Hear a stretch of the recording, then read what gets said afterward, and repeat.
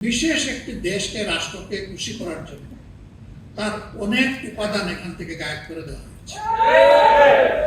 জুলাই জাদুঘর, স্মৃতি জাদুঘর যারা দেখেছেন তারা তার দামি রূপটা দেখতে পাবেন। বাস্তব রূপ ছিল তার চেয়েও কঠিন। কবরের সাইজের একটা ঘর, সেই ঘরের মধ্যে তার ঘুমানো, শোয়া, বসা, নামাজ আদায় করা, গোসল, খাওয়া, সব কিছু, পেশাব পায়খানা ওইখানে। এখান থেকে কাউকে বের হতে দেওয়া হতো। এখানে তার দামি কিছু প্রেজেন্টেশন রাখা হয়েছে। আমি মনে করি যারা সচেতন নাগরিক তাদের প্রত্যেকের এই জাদুঘর ভিজিট করা উচিত। কিন্তু দুর্ভাগ্য, অন্তর্বর্তীকালীন সরকারের সময় জাতির দুঃখের ঘটনাগুলোকে এখানে তুলে ধরা হয়েছে। বিশেষ একটি দেশকে, রাষ্ট্রকে খুশি করার জন্য তার অনেক উপাদান এখান থেকে গায়েব করে দেওয়া হয়েছে। এখানে 47 সাল বা 46 সাল থেকে শুরু করে অনেকগুলো রাজনৈতিক সাংস্কৃতিক পরিবর্তনে যারা পুরোদা ব্যক্তিত্ব ছিলেন তাদেরকে তুলে আনা হয়েছে। এর অনেক কিছু এখন গায়েব করে ফেলা হয়েছে নির্বাচিত সরকারের হাতে যখন আসছে। অনেক নির্যাতিত মানুষ, তাদের স্মৃতিচিহ্ন ছবিগুলো ওখানে ছিল।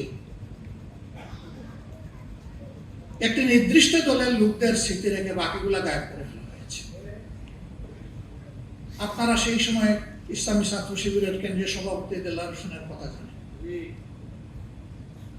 যে প্রায় 200 দিন যাকে রিমান্ডে নেওয়া হয়েছে,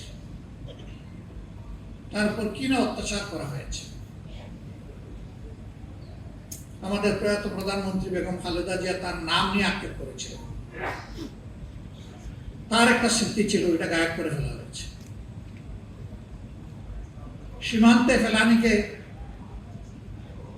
অমানবিকভাবে ঝুলিয়ে হত্যা করা হয়েছিল, ওই স্মৃতিটা গায়েব করে ফেলা হয়েছে।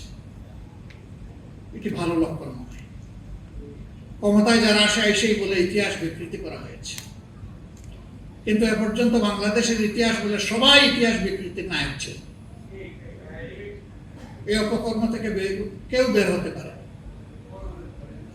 একটা মুসলমানের দেশে চিন্তা করা যায় যে মানুষকে ধরে নিয়ে গায়েব করা হবে বছরের পর বছর।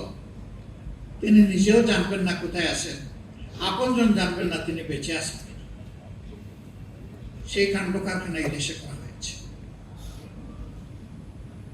এরা এতটাই অপরাধী ছিল যে দেশের বুকে তারা স্থির থাকার সাহস করতে পারে।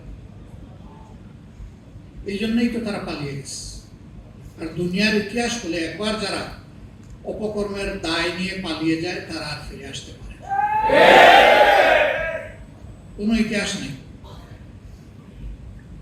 বাংলাদেশে এখন সেই ন্যারেটিভ তৈরি করার জন্য পরিকল্পিতভাবে ফ্যাসিস্টের যারা দূষণ তারা এখন নেমে পড়েছে।